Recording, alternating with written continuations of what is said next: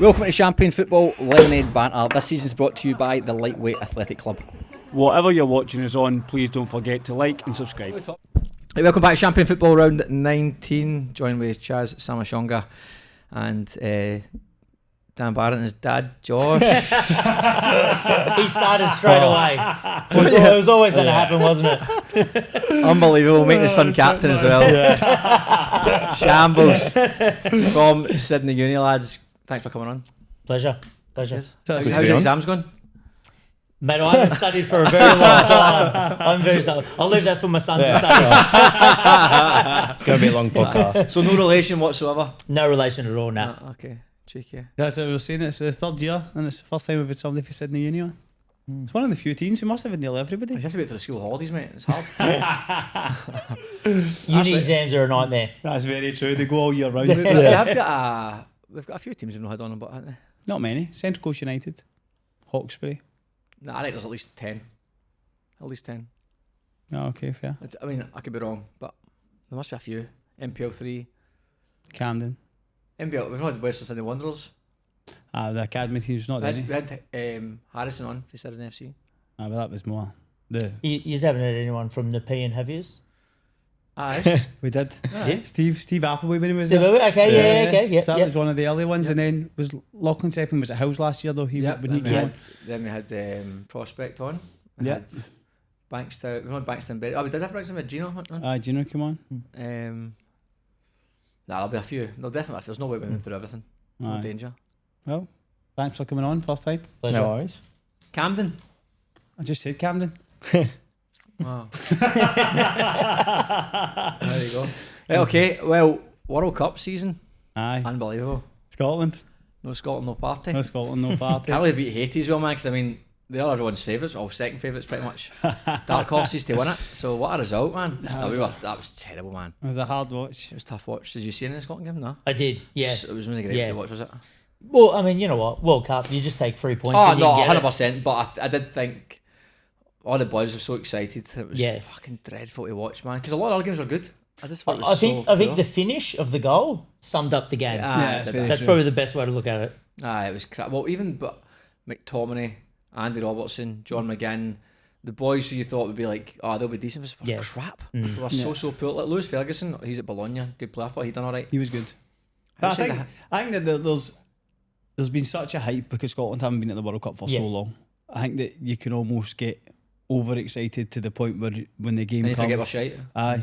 Like I think, but even from a player's point of view, I think it's an occasion. Like it's the first time in 20 years. Like it means a fucking lot to a lot of people, and I think first that pressure. First one since 1990 in the World Cup. Oh, is it? Aye. I thought it was before that. No, 1990. I said that's when he scored. Aye. That was the last time. Which Mad. Is big, man. And then Australia, what a performance that was. Yeah, that was massive. Yeah, huge. Massive, man. I mean, how well did they defend? I know. Don't get me wrong, they got the keeper made a great save in the first half. Yeah. He got a bit fortunate with the volley. That was a massive moment when it was 2-0 and they had that volley just after that. But after that, I thought he defended the box so well. Aye. Jordi Boss was unreal. Yeah. He's unbelievable. He's an absolute weapon, man. He's unbelievable. He'll have a big move after this World Cup for I sure. think that's there's going to be a few Australian players that'll get a look. Like even Patrick Beach. I think that to me when I saw the team, I said to you off air. I think that I was expecting Matty Ryan to play, and then for him to come in and he was good. And I think that you said it's the most saves an Australian goalkeeper's made. Yeah, in a World Cup. In a game. Yeah. And they did. To be fair, Turkey did have a few chances, but was there a ton of clear cut ones? They had the volley. They had a few cutbacks. They sort of made an arse of. A few long range strikes. Most of the because defended the box so well. Just limited from a lot of long range shots. Thought their final ball was pretty poor at times, Turkey, but a brilliant result, man. Yeah, they got a bit of flair up top as well, Australia, which is something different they haven't had for a while. Who's the big guy coming out the second half? Big guys with 9 foot. Yengi? Was that his name? Oh yeah, it is. The one that went up top? Yeah. He's an absolute handful, haven't he? Yeah. Who's he play for? I know he's in Scotland, but he's on loan to a club in Japan. Nah, I'm pretty sure. Yeah. Big tall guy. Yeah, I'm pretty sure he's at a club in Scotland, but I think he went on loan to a club fucking handful, in Japan. Man. Yeah. He was a handful anyway when he came on. What is happening in your era? Where did he sign? Career history. No, Livingston. Livingston. Did he play much? what the fuck is happening here? I'll get a VPN on, and I think my shouldn't have VPN. That's illegal. my is it get a different language? Sorry, mate. Fucking hell. Disconnect VPN. We're around 20 time you're finishing. Well, he's at Livingston anyway. Yeah. Oh, he was a handful, but overall, brilliant result. I mean, don't get me wrong, there's a long way to go. Yeah. I know Paraguay got pumped off USA, but I don't think it's a foregone conclusion that USA will be tough. USA, by the way, looked at their lineup. I mean, I know they played well. It's always easy to get carried away. I think early doors in the competition. You look at one team like, oh, they look shit hot, and then as the comp goes on, because all you need to do is get the group. Yeah. And then one team just starts to ramp up, and then they go away with it. But you look at that lineup. I think 9 out of the 11 all play in English Premier League, Serie A, Spanish La Liga. They all play top. I was surprised. I looked at the lineup. Fuck, I didn't know some of the boys. I'm like, oh, he plays with Crystal Palace. Oh, he plays with. Well, obviously I knew Weston McKennie. I knew Pulisic, but there's quite a few I didn't recognise. Then I looked at Brazil's team. Fucking Brentford striker up top. Fucking 47-year-old Casemiro centre midfield with Guimaraes. 47. Then you get Zenit St. Petersburg fullback. And then Fabinho came on. Mental, man. Like, you growing up watching Brazil. It was like AC Milan, Inter Milan, Juventus, Barca, Madrid. Top strikers, top defenders. I was just a wee bit underwhelmed by the team. Obviously Marquinhos and Gabriel, Joe, Alisson, but and then the top end you look at Vinny and you've got Rafinha. Like they're still got players, but to me it was for a Brazil side. It was a wee bit. I remember. I mean, it's just a bit nostalgic from what you're used to. But that was a good game, Brazil Morocco. Yeah, that was. Game. It doesn't bode particularly well for Scotland.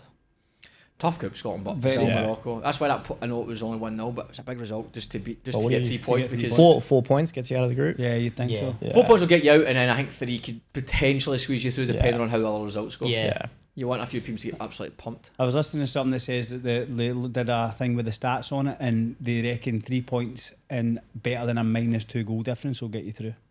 Okay. Well, so you just don't get pumped. Basically. It's easier said than done, isn't it? Brazil, Morocco. You just hope that now, if Brazil had won the first game, for instance, and then won the second game, you'd think they'd go into the last game and maybe be a wee bit. But as it stands, they'll need to they'll win want the game. 2 wins. 100%. Yeah. I think that'll suit Scotland. I think Scotland usually do well against good setting, and they do shite against the shite teams. You're right. They drop the guard a wee bit. So you've been watching. I think you've been watching. The weekend was full of watching the World Cup. Yeah, definitely. Pretty much the whole. Pretty much yesterday. Sunday was brilliant. It was nice just to get up because obviously I never saw the 5 o'clock game, but then I watched Brazil and then obviously Scotland. I didn't watch that. Up for that, no? And then watched the R3. So it was good day of football. It's nice. It actually makes, I think, like for us, we're used to having football on the TV at good times in the day. Yeah, that's right. So for us, it was nice to it was like being a wee guy again a wee bit. Like there's just hundreds of football on at a good time to watch it. Every week back home, that's what you got. I know. Just football in the afternoon. So lucky. What was the crack with Sydney in terms of a fan zone? Is there any fan zone in Sydney? Watch a game? Yeah, there is. I think it's Darling Harbour. Yeah, it is. It was none on the news. Everything was Melbourne on the news. Yeah, it was all Melbourne. So they did have one yesterday, They do have one in Sydney, yeah. Oh, okay, that's good. I thought I had nothing. That's a bit shite, that. Aye. Just Melbourne. Okay. Class.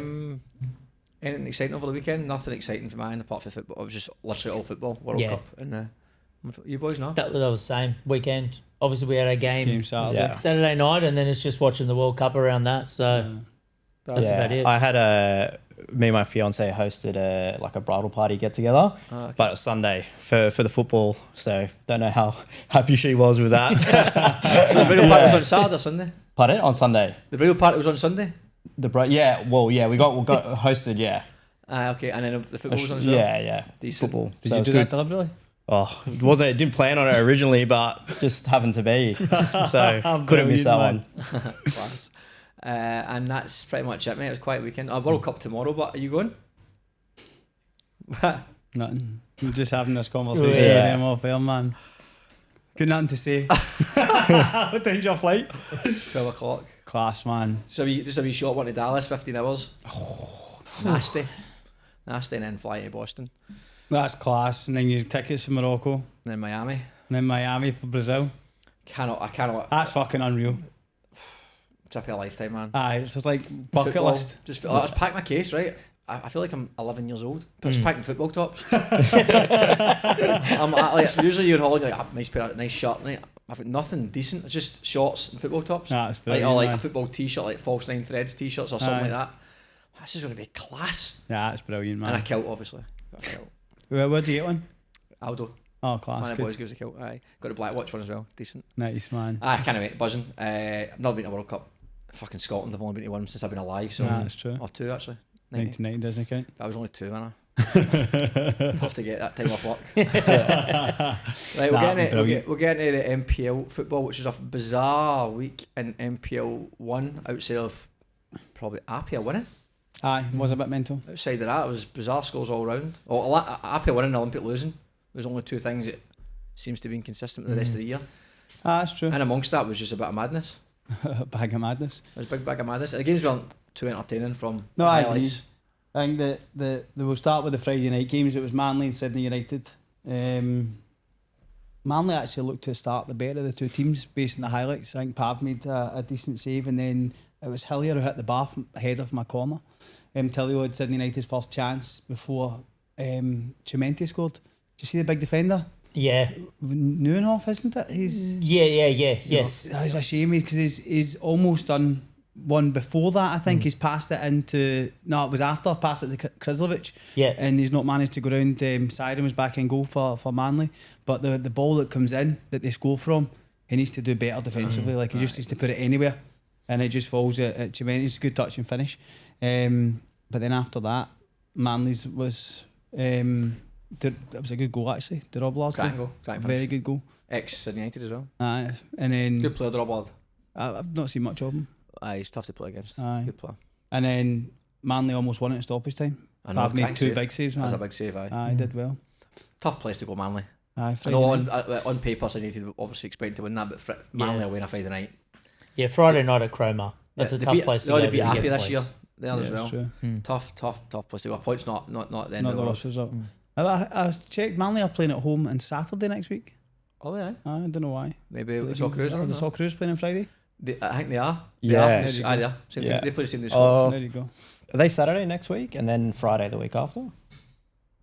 Oh, maybe you're right. Actually, it's USCS. You know what? You might have an association game there on the Friday Oh, at Cromer, because they are pretty big on that. They do play a few match of the rounds for the local association. all right, okay. They sometimes do play them on a Friday or a Saturday, so that could be the reason. Well, there you go. Yeah, I don't know. Actually, I think the Socceroos get because I'm thinking of Scotland. I'm sure it's Wednesday. Scotland or Wednesday, are they not? I think soccer is West Saturday 5 a.m. Australian time. Yeah, and then Friday midday the following week. Yeah. No, Scotland Morocco's no. Scotland I thought it Morocco's was no. Scotland Morocco's Friday or Saturday. I think it's Friday US time. It should be a Saturday morning. You're right. Saturday Saturday morning, Australian. 5:00. Aye, so it's Saturday morning. So absolutely no relation whatsoever. But a good point for Manly. I think that having Mackenzie Siren back in goal is big for them. He was out done something to his quad. The young boy Harry Turner's been in. He's done well, but I think that having someone of his stature back's massive. So they look to kick on. Definitely throws in experience, that's for sure. Definitely. Sydney United's form's been a wee bit hit and miss in it the last 6. I know they won last week, great result last week, but they've been a bit hit and miss the last week. But they've been a bit fortunate. Marconi, they're still in a mix. In the window, I've not heard anything about Sydney United who they're signing, if they are signing anyone, but no doubt we'll get at least 1 or 2 players in. And did you text me last night about something about Farah Coco? I said to you this morning. Farah Coco was in Team of the Week, but it was a Manly badge. Oh, was it? Aye. That's what I said to you as he went back to Manly. But aye, as you say, not the worst point for Sydney United. Marconi, Sydney FC. Marconi will be raging they never won the game. Oh, you see that right? Marconi peppered them. A lot of balls into the box, big chances, but then what about the header Sydney FC missed? I know. Nowhere near the goal. I know. But then I think that obviously looking at the goalkeepers, Zavadinos was brilliant in goal for Sydney Marconi FC. should have been 2 or 3 early doors. Aye, and then as you say, big chance for Sydney FC to steal it, and then Glasson get a second yellow card later on for a foul on the goalkeeper. I've seen that, aye. Which is, I mean, at that point in a game, you don't need to be getting sent off, man. That was a weird morning when I'm Saturday. I'm like, fucking Marconi drew 0-0. Sydney United's draw 1-1. Aye. And then obviously the way the results went on the rest of the weekend, it was just a weird weekend. Nothing really changed the whole league table. That's true. UNSW St George next. We'll watch it. UNSW undefeated at home. What is that? I'm a little leprechaun. I was looking at daft things on basically for kids. But UNSW been undefeated and St George's been on a 12-game losing streak. Aye. Like it was one of those ones. At some point you had to lose, and at some point they had to win. Oh, 100%. How did they start, Chaz? Did they start flying again? They started well, but like everything that they did, that's a very blanket statement. I feel that we were the masters of our own downfall. So like even like against that's the only one that matters is the scoreline, but we had double shots on target. I think we had 65% possession of the football. Like the Turkey captain. No, but they've scored 4 goals. They deserve to win the game, 100%. But it's one of them that I feel that we were poor in the moments that they've scored their goals. I think that we've, like, even the first goal that comes in, you'll see it here. Rocco Smith does well to finish it, but we need up top again. What? We need to do better defensively from the, and that's what the first time that I've watched the highlights, right, and felt from the highlights that it was completely off from what happened. Because this header's terrible, defensive header there. And obviously here we've got chances to clear the ball and... That's a bit harsh, I think. I think it was a bit of a scramble in the box. I think the first header, I think, has to be better. The ball goes back in. It could have fell anywhere. Oh, of course. I don't think you get a lot of chances to clear that. That's just fucking... Look, it's hard to get that ball away. That's a scramble. You know what? When you're a team desperate for a win, you can't give them them chances. Because they're all over it. And then the second goal for St George, great finish. Good strike. Again, here just doing better there. Turnover possession. And great strike, again, man. You're seeing it's a good finish. Guys put it in a fucking top bin for 25 I know. It's a great yards. finish, It's a great finish. Evangelosaurus. Still got a lot to do, even though you've got the ball away there. But that's 2 weeks in the bounce. You've got the ball away and top binned it. Estimators in St George. And then it goes 3-0, didn't it? Aye, Kevy hit the post, the header. Oof, I was unlucky with that. Saurus was good for St George, so he was. Did you get a good crowd? Not really, no. No? I thought you would. What happened here? I don't know. I have no idea what happened here. I don't know what happened there either. It looks as if the walls moved. It doesn't look like they've jumped anyway, but it's... Did he save it? Or was it the he post? makes a save and it comes off the post. But does it go in after he saved? Does it go in? No. No, then it comes out and steps in. That's a good ball, that. Aye. Lockie Campbell heads it across. How did striker Scott to play? Jayden's good, mate. He's one of them that he's capable of good moments. He's always tidy on the ball, but he doesn't always do the spectacular. But he's got it in his locker. You talk about poor defending. There's 1, 2, 3, 4, 5, 8 players in that box, and that guy standing up unmarked, heading the ball and on goal. And Chris McStay got his first minutes, which was good to see him back on the pitch. Chris McStay, is this a goal? Aye, great finish. This is some finish, by the way. A great finish. Aye, it's a cracking finish. Keeper should save it. Possibly, I think he'll be disappointed. Good finish, shot to be fair. Aye. He's been there for a while, Chris, hasn't he? He has. Good to see him. But I was chatting to him on Saturday when I was there. Number 88 as well. Decent number. Well, let's see, because Chris comes back and then the window's next week. Aye, they might start to pick up a wee bit more form now, because he's between him, Danaskos, Antonis, and obviously now Jake True's away, but 3 big players in it. McStay adds a lot of experience. Oh, 100%. He's got a lot of games behind him at that level. So very good player as well. Very good. Very good. He's a bit old school box to box midfielder. Yeah. You don't really got a lot of those players anymore. I think when you're losing games like that, you sort of need a player in a change room and on the park like that. But we'll see how they go. But a win might be enough to get them going again. 100%. I said last week, I don't think they're a team who should have been where they are. Nah, they've got plenty about them. Like they cracking players like Cassella and Puna, rapid man. Very fast. They're not going Cito's class at the back. They're not going to finish there. There's no way. Did you ever think about doing a podcast before we did champion football? Absolutely not. No? Nah. Oh, I had a couple of podcasts, but for me, the biggest time waster was always trying to find the mics. I went through it 4 different types of mics, spent a fortune. But I think try to find the mics, hoping that the mics worked, because we used to record full podcasts. Yeah. And obviously some of them never worked because the mics didn't connect. And then there's the editing afterwards. Aye, which I wouldn't have had a clue how to do. Just time consuming, but I think nowadays everything's so much easier. You've got LSE Studios who, we shoot the whole podcast in this studio, which has got a lounge sofa, 2 small sofas, all the personalised backing set for us. Yeah, mics are set up. All you need to do really is bring an SD card. Your idea. Aye. Idea. And then if you wanted a smaller one, you've got the studio one room. And the corner. lounge It's is a bit more comfy like as. Joe Rogan-y style. Uh-huh. And then you've got the lounge room, which is more chilled out. So, 3 studios, big one, small one, chilled one, ID, SD card, and then you just go up the road and you get your full episode sent to you. It's mad. And the ease at which it's done is perfect. Aye, lscstudios.com.au. I would definitely check them out. We've actually got a link in our bio, so click that if you want to check out the studios and get your podcast started. And I'll be a guest. Nah, I don't think so either. Western Sydney Wanderers and St George next.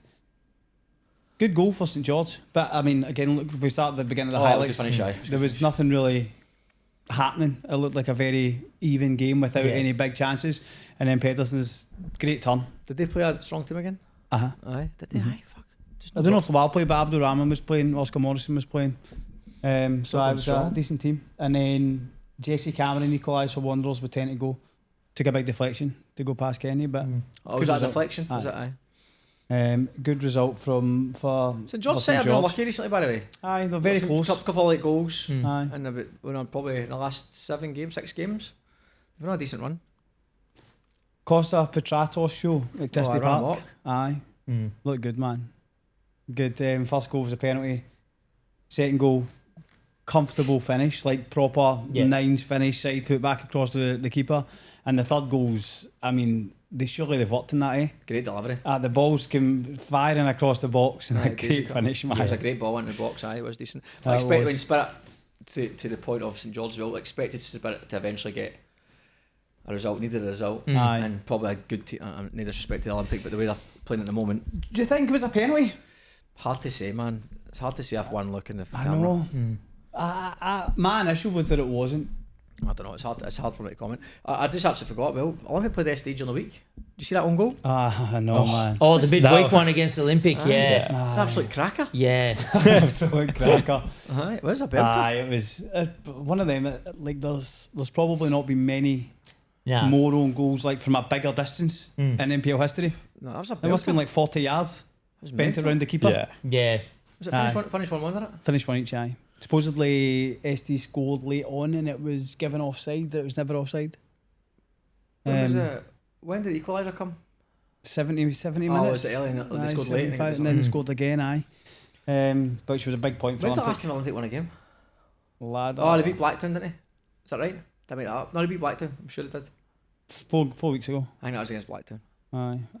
Would make sense if they've lost that week as well. Yeah, but aye, good result for Spirit. Sutherland and Blacktown. Mate, I watching the highlights. I don't know how you went in front. The game was pretty. First 25 minutes, we actually played really, really well, and I thought we're on to something. Like this is probably we're going to win this comfortably. Missed 2 sitters. Big chances. 2 sitters, and then had a controlling the game. It looked fucking lively, with dictating possession, looked brilliant, and then. To be fair, Travis Major was excellent the whole game. He was fucking excellent, and they actually have a header. I think it's Maxim Yes has a header out of nothing and it hits a post. I don't know if that rejuvenated him a little bit. And then for whatever reason, we just started to sit back. Travis Major's goal was a cracker. We for the ball away cheaply. Yeah, playing out. I thought it was a really good finish. We didn't really create anything in the rest of the first half, and then second half. To be fair, they started a better team. They score, we get 2-0, and then we get the penalty. And you're thinking, right, okay, good penalty. Yeah. Oh, mate, considering they missed the last one, Panenka in the top corner was ballsy, man. And then when you get that with 35 minutes to go, you think, right, here we go, 2-1, we're back, let's get back in the mix again. And then we didn't create a ton outside of that, to be honest, mate. It was one of those games, like Blacktown played well. I was talking to somebody after the game, they're telling me Mitch Marriott and Travis Major scored 13. Out of the last 13 goals, they've scored them. Yeah. And out of the last 26 goals, 19 of them, they've got scored or assisted. Yeah. Between the both of them. Doesn't surprise me at all. But they're both were good again.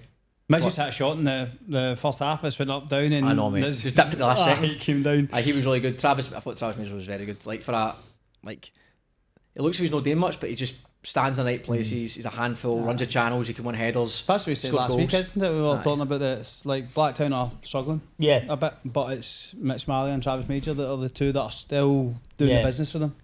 Little we Hayward up top was still decent as well. Yeah. We were shot ourselves in the foot in the first game. If we scored one of those chances, I think it would have been a completely different game. But we didn't. Fair play to Blacktown. They deserved to win at the end of the day. We could maybe argue we didn't deserve to lose. We didn't get peppered, but Blacktown at the end of the game, I was just more disappointed with the performance more than anything else. All the boys were as well, but got a bit of luck with the rest of the results. Yep. Blacktown have made the league fucking very interesting now. Like someone said to me, he's like, "Oh, you must be disappointed losing to the second bottom of the league." And I'm like, well, I feel like the league positions are a bit false outside of Olympic, who are a bit off it. Like they're so close points wise between the teams. It is, you can't really look at the positions too much because you win 2 games and you shoot up 4 or 5 positions. Yeah, that's right. So I was talking, I'm like, I don't really see Blacktown as a second bottom team. They're not in a great form just now. But they get if Blacktown in the next 4, you wouldn't be that surprised. It's Blacktown City. Yeah. So it's I could see them being literally in the top 6 if they're in the next 4. Depending on other results. The results, and then as we go on to the next results, all that pack there's almost like I will remove the top 3. I think they're out of sight. But I think for Wolves in 4th place, all the way down to Blacktown, there's only 13 points. And the way this league's going, no result would surprise me. I'm not saying that's when they swap all around and Blacktown will finish 4th, but it wouldn't surprise me if Blacktown could play Wolves and if you beat them, you're going to be like, oh my god, shocker. Second bottom beat 4th. It's a crazy year, man. So tight. It's anybody's. And the window's coming up, so I know, mate. Which will change. 100%, mate. We'll go into that for sure. But it was an interesting weekend. Wolves and Apia next. By the way, some cracking play for Apia in the first half. A lot of combinations. Roy Jordan looked really good. I only seen the highlights. I won that from I think he was involved in the majority of the highlights. Yeah. Do you think he meant his assist? What was the assist again? The header. Aye. Was that at the post? No, he's headed it back across, and I think he's missed the Scoody's header. I think he's. Did not hit the post at one point? Have a good combination. He did hit the post. That's what I was thinking of. But the headers across and Cameron Fong's put it in. But it was. Carlett's made a good save early on, and then it looked like, as you say, Apia just They looked decently forward. Again, I'm only going off the highlights, but it looked like Apia. Lockie scored a big chance in the second half. Yeah. That was 2-0, I think. Outside of that, was there a deflection on the goal? Second goal? Aye, Prezaltides, it was. Was that a deflection? Aye. There was a deflection, wasn't it? Yeah. Took an went over Solskjaer. Overall, I thought, again, based off the highlights, it looked like Apia deserved comfortably. No, I agree. Rockdale SD. I was surprised. I mean, I did say SD were really good. We played against. I was surprised how good they were. Yeah. But look at their run of form. Not lost in 5. Not lost in 5. And then Rockdale, on the flip side, have only won 1 in the last 5. So maybe it's not as big a shock as you think. To pick it back off my last point. You know what? I was there for the game, and I mean, I don't know if it was the Socceroos game before it, but it was really flat. Yeah. Like the game seemed flat.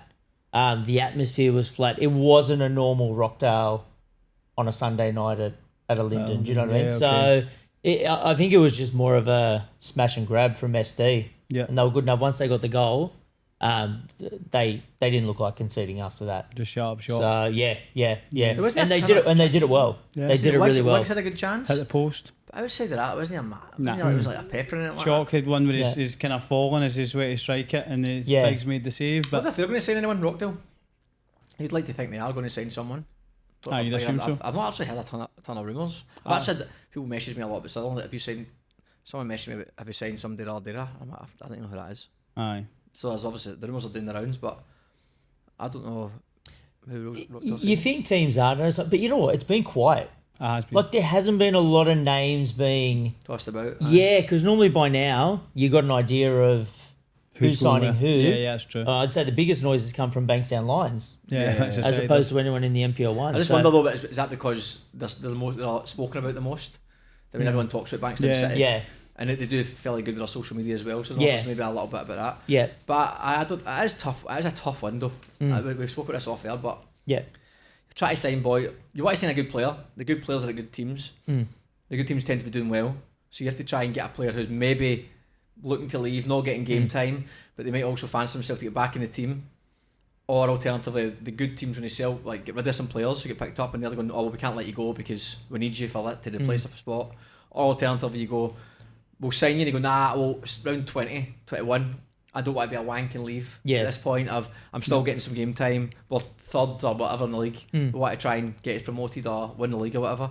It's tricky, man. You need to negotiation. You need to find And some I think diamonds. I think that the what tends to happen is the clubs that are not doing as well as they'd like to be doing are the ones that tend to be looking more, and then it becomes they probably need to spend more money than they would like to spend to get the players that they want to get.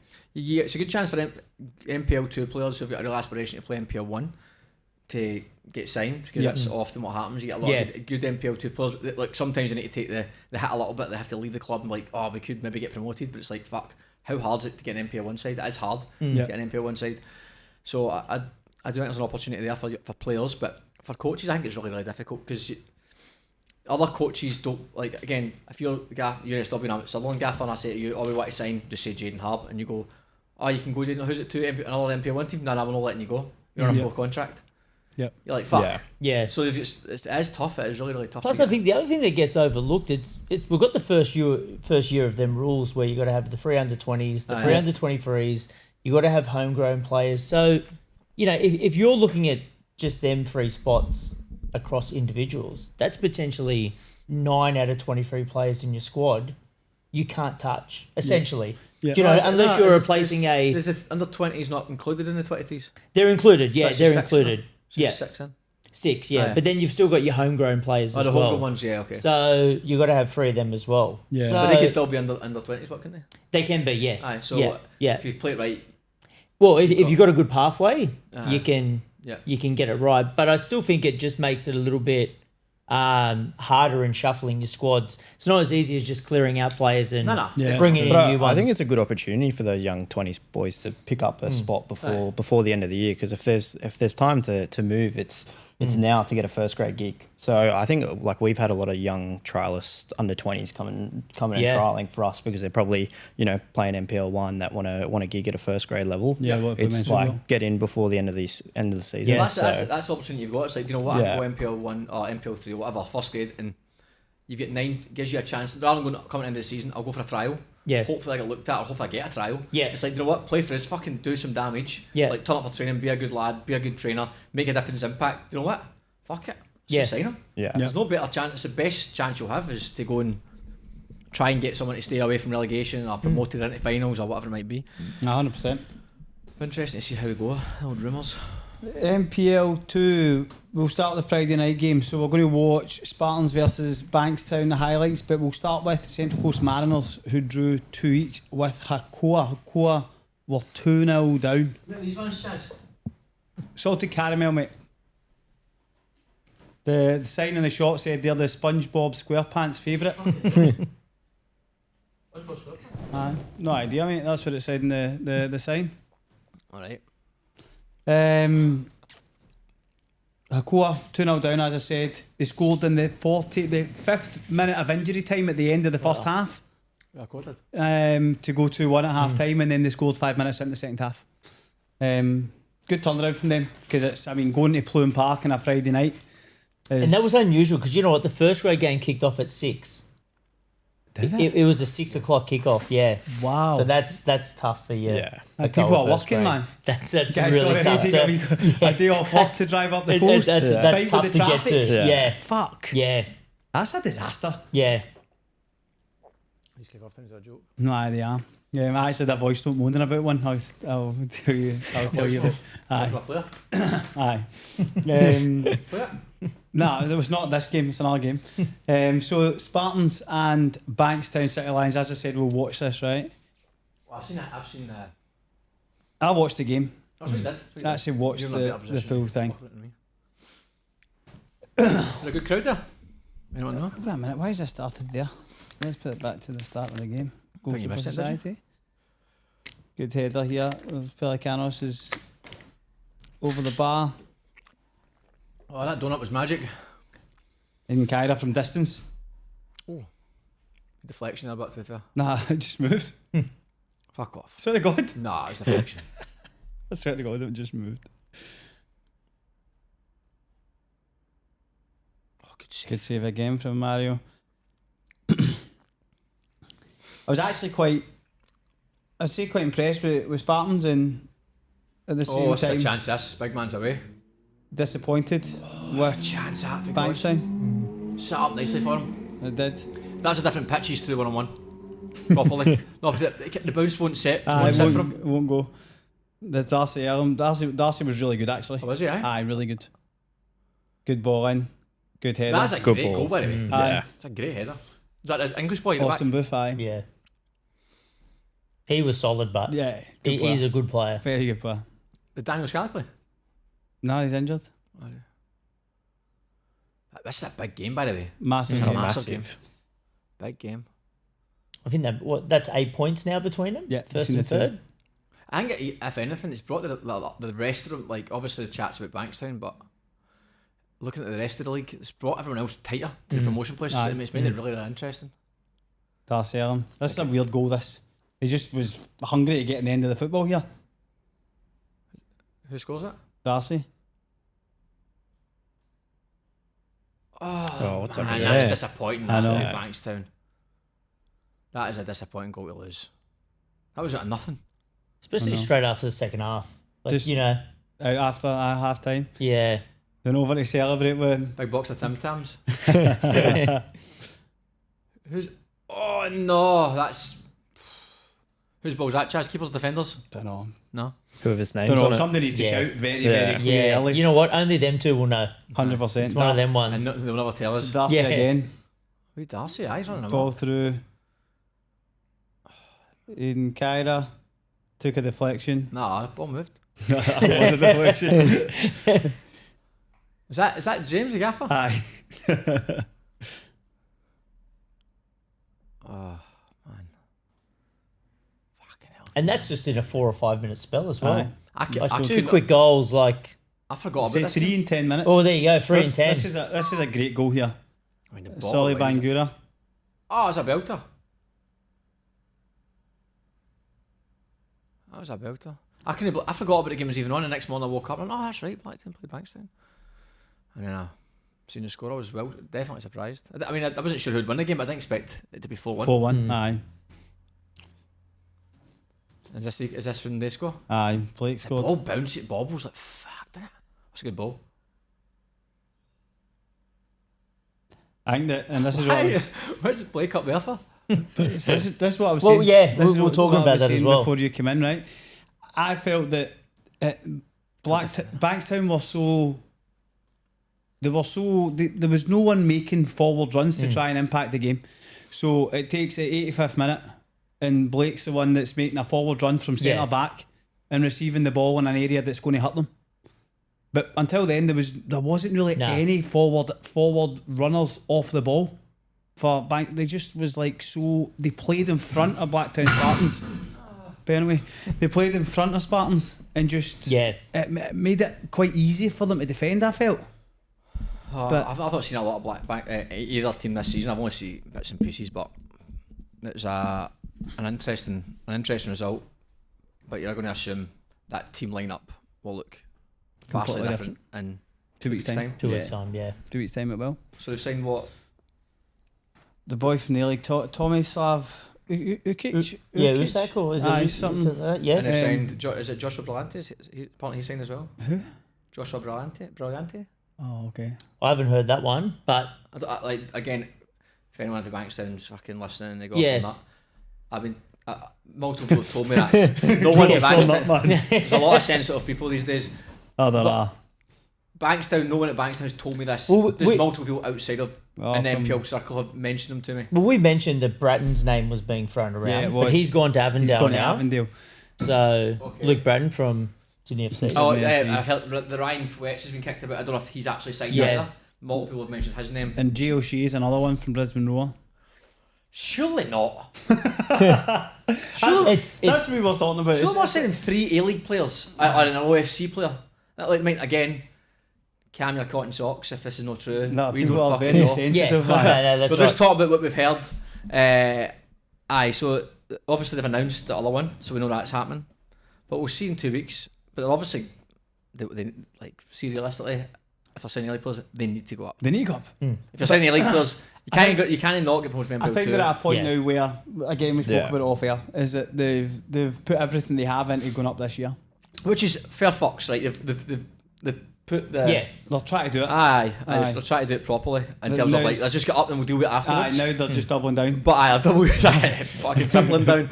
They get their pocket aces and they're playing blackjack. So I think that's now the dilemma they've got now is Blacktown Spartans. That to me was like a big opportunity because now they don't play Blacktown Spartans again, don't play Tigers again.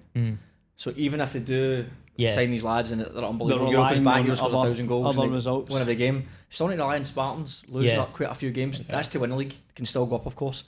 But now with that little pack with MacArthur in the mix, Hill's in the mix, whoever else might keep up there, but it's going to be good, man. I think last season MPL2 was tough to top, wasn't it? 6 teams going for it.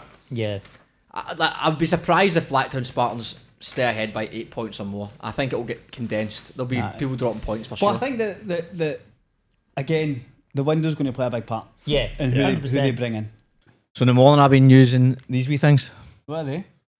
Well, they're hydration sticks, so Isogenics make them.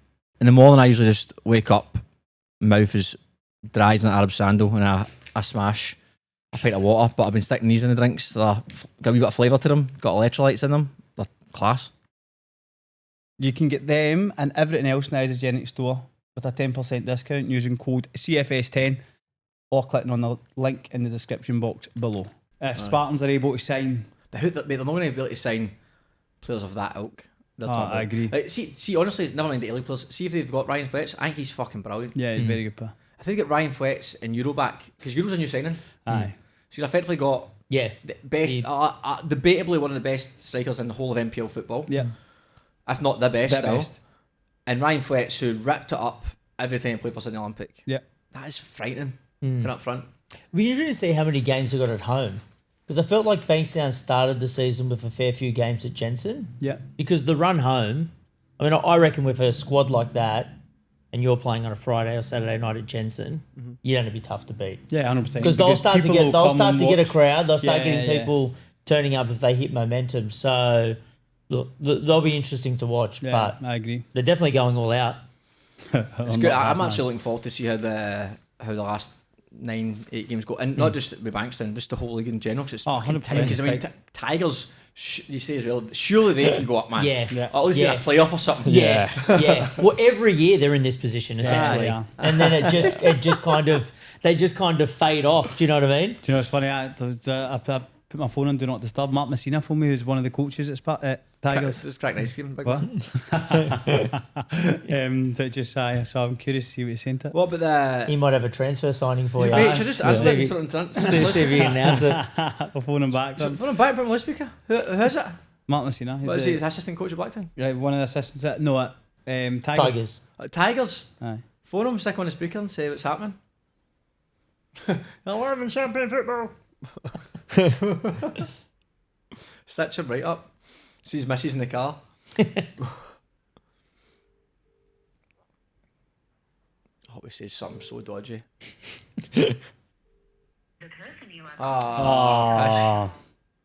Sorry, guys. Disappointing. If he phones back, answer. He knows you're recording. That's I why. put it on Do Not Disturb now. Who's next? We have Rams and Hills. Finished 3-2 to Hills. Hills were 2-0 up, and then Rams brought it back to... Sorry, Chaz, can you get the league table up on MPL 2? Cheers, mate. Rams brought it back to 2 each, and then Rams scored their own goal with 10 to go. The third goal, so that's them jumped Rams in the table. Just on goal scored though. That league is tight, man. Look at Bankstown Berries. I know, mate. 3 points off Bankstown City, 3 points, third. But their game, is it their game next? Did you see their score at the weekend? Oh, that's crazy. 6-5. I seen it, Actually went through it to see what the scoring was. Do you know what was the funniest part about that? What? Do you remember Darcy Ellen last week? We all looked at top goal scorers like William Kunis, can he score? Scored a hat trick. But mate, so they were... Berries were 5-2 up, and Jets brought it back to 5 each with the 85th minute. Yeah. And then William Kunis scored in the 86th minute. William Kunis. Fair play, man. So both William Kunis and Ethan De Bono both scored hat-tricks in the game.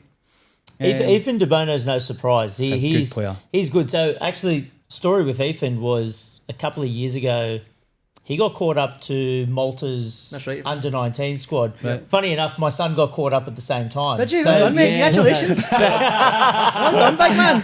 So he can't be far off a call-off with them. He played.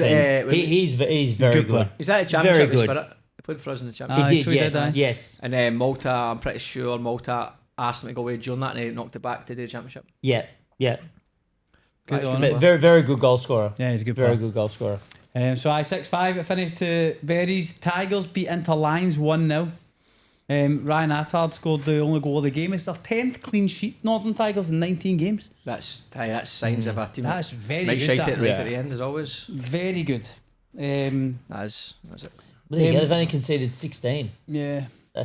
I know it is mad, isn't it? A goal a game's like very good record. That's NPL, really good. I think last year Marconi had conceded 26, I think, and they were notoriously amazing defensively. But the thing is, that 16 is obviously four better than next lowest in Rams. 4 better than next lowest. So Rams are conceded 20. Fucking no idea what that means. Don't worry, I knew what it meant. Oh, it was a conversation, so you probably let us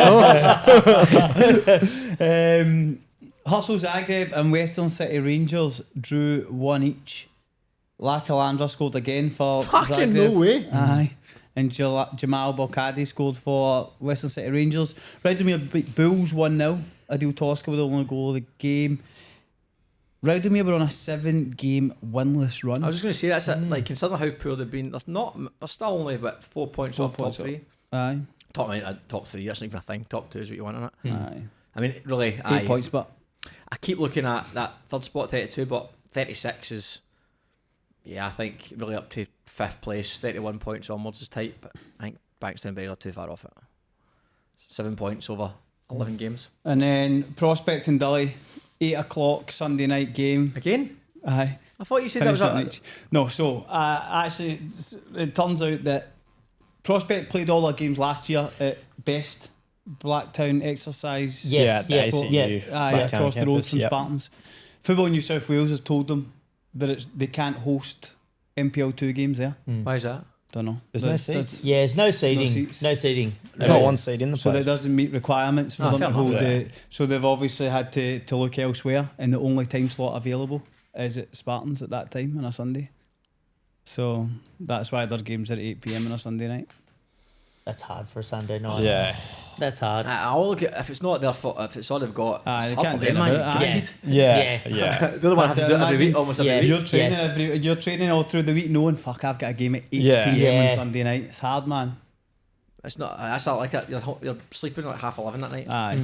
midnight. Oh, it's nasty. Imagine Central Coast Mariners coming play Prospect on a Sunday night.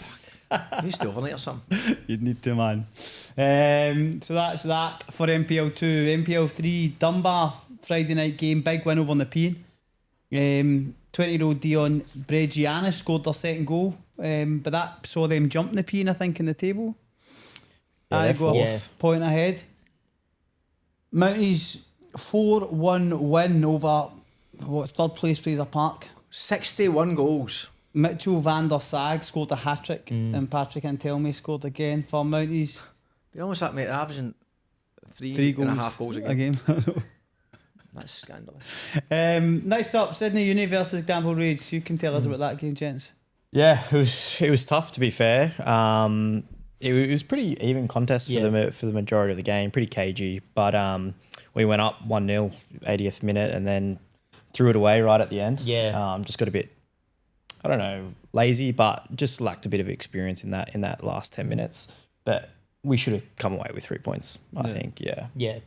Definitely 2 points lost. That's definitely how it feels like. Yeah, fair.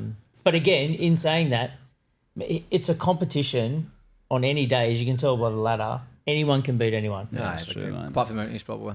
You know, like I mean, the 2 slip-ups that Mounties have had were been unexpected, but apart from that, they've been bulletproof themselves. So, But the rest of the league, 100% is so. But then, do you know what? You guys are joint with Central Coast United there in 23 points. You're only 7 points off second. yeah.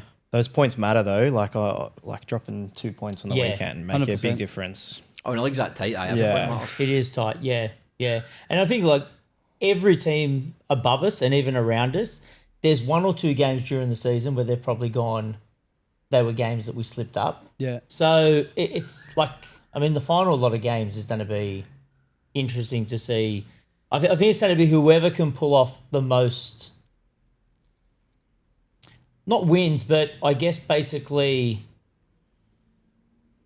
trying to think of the word that it would be. You got to almost go on a run, and I think and if you look at the draw, there's probably going to be only 1 or 2 teams that can go on that run. Yeah, okay. And that's what I think it will come down to, because we can't all just keep on taking points off each other. Yeah, that's what it feels like. You look at the draw or the table every week, and I'm like, Parrot surely won against Central Coast, and then you look at the result, and Central Coast get an upset there. So. That is a big shock from the weekend that Central Coast United beat Parramatta 2-1 at Melita Stadium. But that's Central Coast United's 5th win in 6 games. Yeah, it's massive. Yeah, and they were struggling before that. Yeah, they were. But you know what? When we played them at home. We beat them 2-1, but they were tough. Yeah. Like it was. They play good football. They try and play football, They do. Yeah. I mean, Shannon Cole, he can coach. Yeah. He's got them pretty well organised, and they're a good team. So you knew that they were going to eventually go on a run. Yes. So. And that's happening now. Then you get South Coast Flame and Hawkesbury finished 1 each. Stanmore lost 2-0 at home to Gladesville Red Magic. Big score, that, because Red Magic. I've been on some run, man. It's like 3 of the last 5. Aye. Fucking hell. I thought you were going to say. I was. Obviously, they usually push. Aye, they've been fair on play to them, aye. Fair play. Aye, but then again, they're only a point behind, so they're 8 points off. Aye, second. 8 points is quite a lot in that league, mate. Aye. It is, but then, this is the thing. I think when you look at Parramatta, who are in second place, you need to put a right good run together. Like a right good run. Like if you can put together 5 wins in the bounce, I agree. You probably, because everyone will beat each other, and you'll probably climb up. Yeah. But I don't know if a team who's sitting that low down, who have, and I mean, in general, last 5 years have typically been in the bottom 5 or 6. Yeah. I'm going to manage to put another 5 wins wins together. Yeah, no, to put a good run together. Camden and Bankstown United finished 3 each, a 94th minute goal for Camden to take a point. Bankstown United would be absolutely Camden devastated. struggle street, man. Who did they beat? Who did Camden beat? Stanmore. Earlier in the season. Was it? Yeah. It was. It was really early. Have you played Camden, obviously? You have Yeah, we played them. How's the score? Was it 3-0? 3-0. Yeah, we played them at home. What's the crack with him? You know what? Again, I think at the stage we played them, to be fair, we were coming off a pretty poor start. Like we lost our first 5 games. So I think they were kind of round 7, 8 we played them. Yeah. So again, they were a decent footballing team, but I don't know. There would have to be something more going on in there, because, I mean, 7 points. But it's a tough place to go, Camden. Like, you go out there, and that's the unusual thing. Normally at home, you get a few boys on the beers out there and 100%. chirping you in the warm up. It's very choppy. It's a tough place to go. It's freezing cold. I'll find out. I'm find surprised. Out what's happening. I mean, it's like 17, not to win 1 out of 18 or 19 is tough, man. That is. So that's that. So we've obviously finished this weekend. Mounties still top of MPL3. Yeah. That's done and dusted. Parramatta, Fraser Park, Dunbar. That's so tight, man. Bonnyrigg have dropped a wee bit, but they've got a game in hand over the 3 teams, 3 of the 4 teams above them. Wow.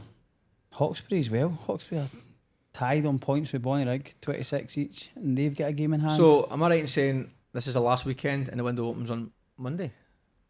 Yeah, I think the window opens on the Wednesday. Next Wednesday. Yeah, on the Wednesday after this. So it's like. You are saying that you've got an open checkbook to sign who you want to sit in the uni? I wish. Yeah, it's an interesting window because it opens on the Wednesday, but then closes the following Friday. So I know for us, we had the opportunity to play Fraser Park on the Friday night. Yeah. And we obviously kept it on a Saturday because there's no guarantee that if you sign players on the Wednesday, you get them through. They're going to be cleared by the Friday. Why is it on a Wednesday, not a Monday? You get a full training week with a new player. I don't know the reasoning behind it. So, but it does make it tough. Yeah. So is it open for 2 days? No, 10. 10 days, right? Okay. Yeah, Wednesday to the following Friday. It's just done fucking rapid. Have you got anyone lined up? I'll train them with you. Or? Look, we were kind of talking about it before. We've got a few players that are in that under 20s NPL 1 space. They're obviously going to try and make the decision to come to us, get some first grade experience, use that as an opportunity to either hopefully stay with us next year, or they might try and use that to springboard themselves back into an NPL 2 club. So, I mean, with us in the window, we're just a club that probably just brings in players looking for opportunity. Yeah. Younger ones, because there is no money. So it's purely more about opportunity. So, but we've had a few of them down there. Yeah, we've had a few good trialists turn up. But it's always tough this mid transfer window. It's hard to pick up, some real quality players. Yeah. So Joe Foster's at you, isn't he? He is, yes. Yeah. He was at UNSW last year. He was, yeah. Good boy. Very good player. Yeah, he's done well. He's got a fair few first grade games for us as well. Yeah, good player, and he's a good kid as well. Yeah. Who's the boy in the middle of the park again that you were raving about at the start of the season? Young boy for UNSW. Don't know. You and Tim and Jack and that kept talking about him. Young boy says he's class. You can't have too many young boys who are good at football. Anthony Barbage? Nah. My God. He said he was like silky as anything. He's spoken about 100 times. At UNSW? I'm trying to think of who plays. Corby Fowler. Yeah, Corby. I can't that fucking good. Sorry. I was thinking new players though. Corby was. Has he been playing? He's been injured. Very stop start season. Oh, really? That's disappointing. That is disappointing. Very stop start. Disappointing. Gentlemen, favourite movie of all time and what you'd eat while you're watching it? What eat? Yeah. I'll go Wolf of Wall Street Good film. with a Mongolian lamb and fried rice. Love that. I'll go China, yeah. No messing about. You know what you want. You can't go wrong with that. You can't go You're wrong getting with like, that. wee box of popcorn, fucking Mongolian fried rice, prawn crackers, 2 litre bottle of Coke, fucking. Well, I'm watching it at night, and generally at night, and then at the meal. Brilliant, mate. So it all goes in together. Enjoy yourself. Open checkbook for the restaurant. Yourself? Tough one. Favorite movie? I don't know. Me and the missus love an easy watch. Love like a School of Rock or something, That's quite funny. Yeah. I don't know, just something easy. But while I'm watching the movie, definitely popcorn. But definitely popcorn not. and School of Rock. Yeah, that's it. That's Anything in the popcorn that you put in Maltesers? No, just popcorn. But I can only get popcorn from the movies, Yeah, fair. Karaoke song. You did initiation songs? Yeah. Yeah, we did. We did. We did do the I start saw of the some year. pretty poor ones, to be fair. For young kids. ones. They're Yeah. the best ones, but Yeah, they Yeah. are. shit They ones are are. the best ones. As long as you get Yeah. crack. Few that, got up there and couldn't Bombed. get the words out. Yeah, So- but it's funny. Yeah. It's funny. The worst ones are the ones that are so confident. Like, Yeah. like they really back themselves, and you they got see them them get up. They absolutely got the shite. phone. They got the microphone, and then it's madness after that. Yeah. What would yours But- be? You wouldn't have had to do one. Do you been at Sydney Uni for 15 years? Oh, have you? Aye, fuck. Yeah. No, I haven't had to do one, thankfully. That's why I haven't moved clubs. If you did. I don't know. Wonderwall's always a good Wonderwall. shout, but I don't know. Untouched by the Veronicas, but it's a bit too fast. It's a bit fast. Yeah. Tried to do that one. I can't. I got no idea. Karaoke. Yeah. What'd you sing in the shower? I don't sing in the Uni's on shower. fire. Yeah, you know what? Actually, last time I was at karaoke was a long time ago. I think it was remember Gangnam Style. Remember that? Remember that? Yeah. I've never heard it. Can you sing me a bit? Danny Choi done that for us and he fucking nailed it, man. That was brilliant, man. He absolutely smashed it. At least we don't have to do them in public. They're the worst That's ones. right. Yeah. Yeah. Last question. If you could sign one NPL player at Sydney Uni, who would it be? Any NPL player. Any NPL one player. Next Wednesday, mate. Still got time to snap them up. Jeez, that's. You know what? A fit Euro. I fit you reception. Yeah. Mate, to be fair, an NPL to you, take an unfit Euro. You can't. Yeah, that's true as well. Yeah, that's true. But hey, he's class. Yeah, numbers are a joke, Yeah, man. they're unbelievable. So You're yeah, I reception. definitely am. Yeah. Look, you can't really top that for us. Nah, I need another name. Look, from our league, I think just someone with a bit of experience. Like I think played Parramatta a few weeks ago. Marco Samuel's quality. Yeah. Like having someone like him get you 15, 20 goals a year, it changes. Changes. How many goals has he scored this year, Sama? I get goal scorers up. I like the wee goal scorers chat. Nice goal scorer. It's just always something to click on, dribble, isn't there? I think it's Antelme would surely be. Yeah. Yep, 17. He'd be top. Sama's there you go. Sama 14. Yeah, there you go.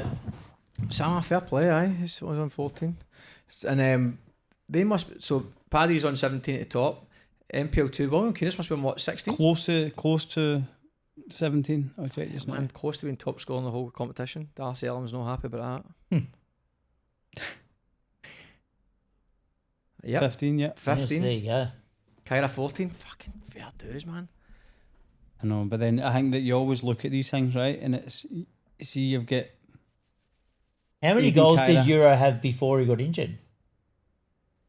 Is he? Nah, 5 or something. 4. Is that okay? 4. Aye, 4 or 5. They play a lot of games, didn't he? Only played the first 3 or 4 games. Yeah. Maybe even 2. I think you always look at these things and you've got 2 Spartans players there in the top 3. Yeah. It says a lot. Do you know what I mean? It's not just one person that's banging in a shitload of goals. Is Darcy a 10?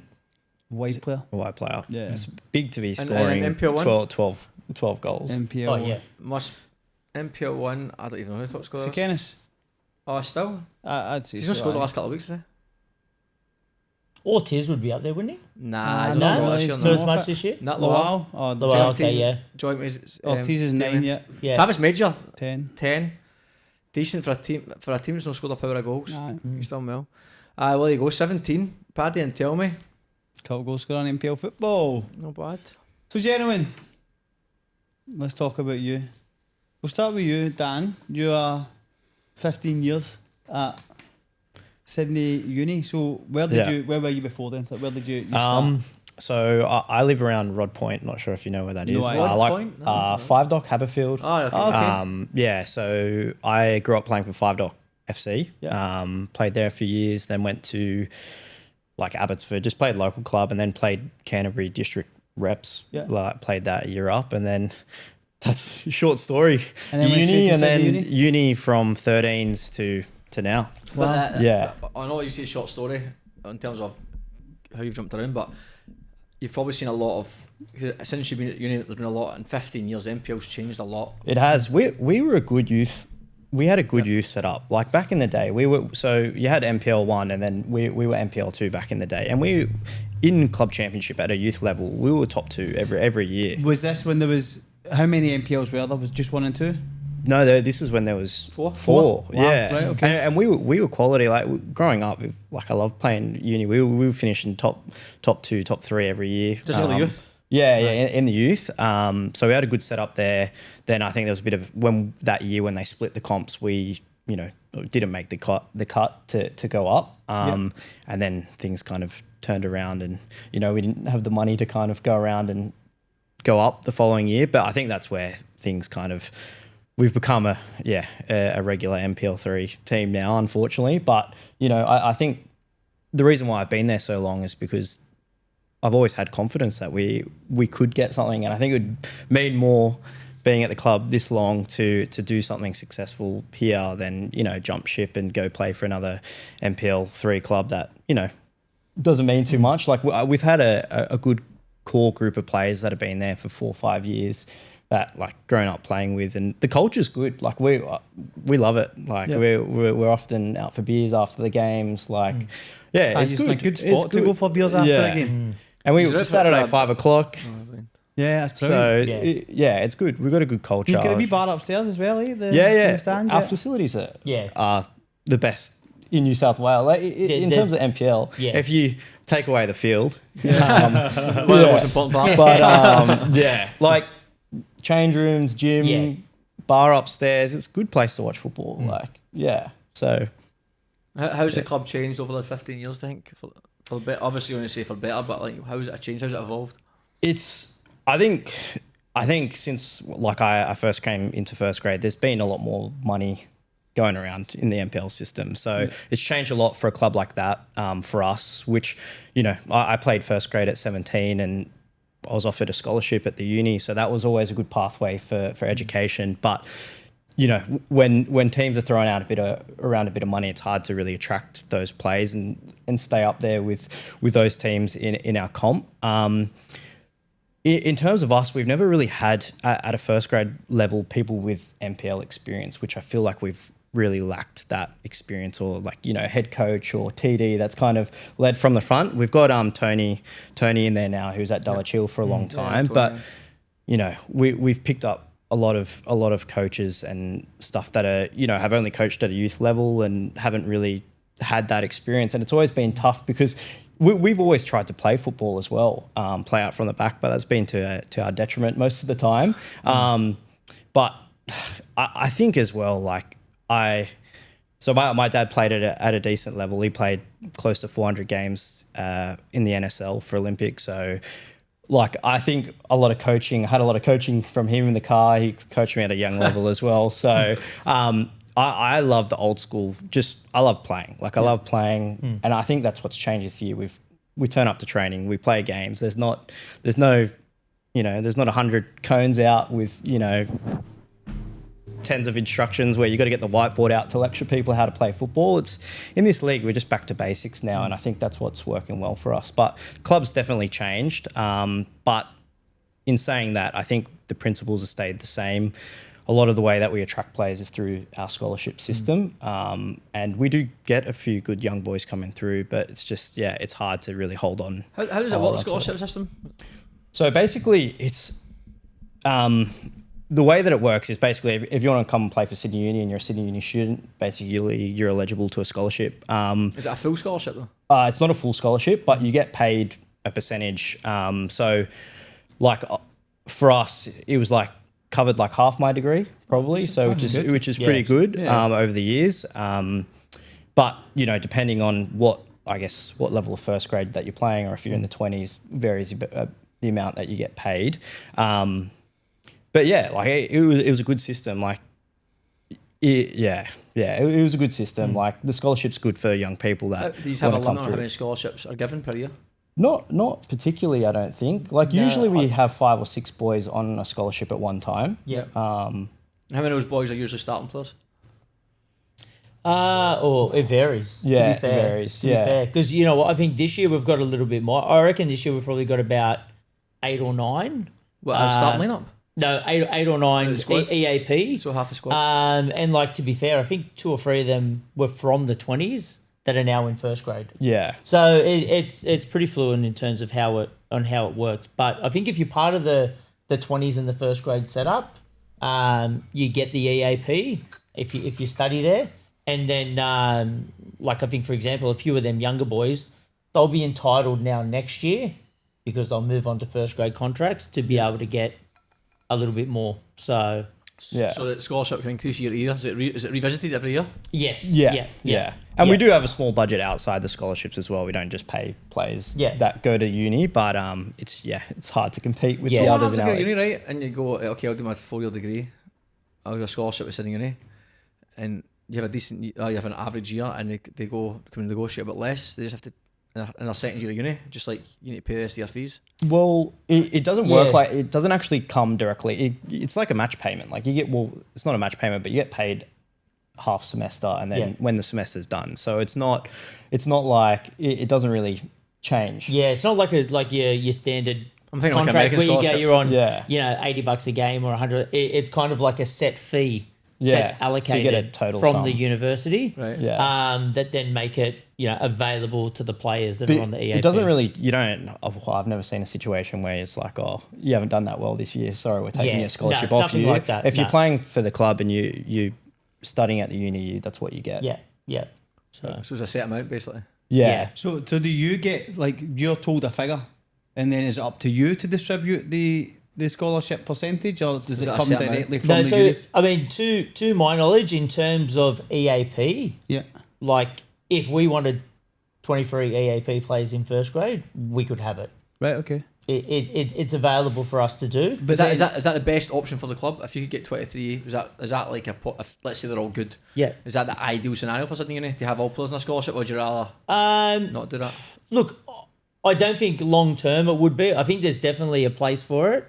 But, I mean, regardless, and I think Dan will agree with this, like, we're pretty ambitious with what we're trying to do at Sydney Uni. So you do need some of them more experienced players. And obviously them experienced players are going to be long gone out of university. Yeah. So it's probably just finding the right balance. Yeah, of course.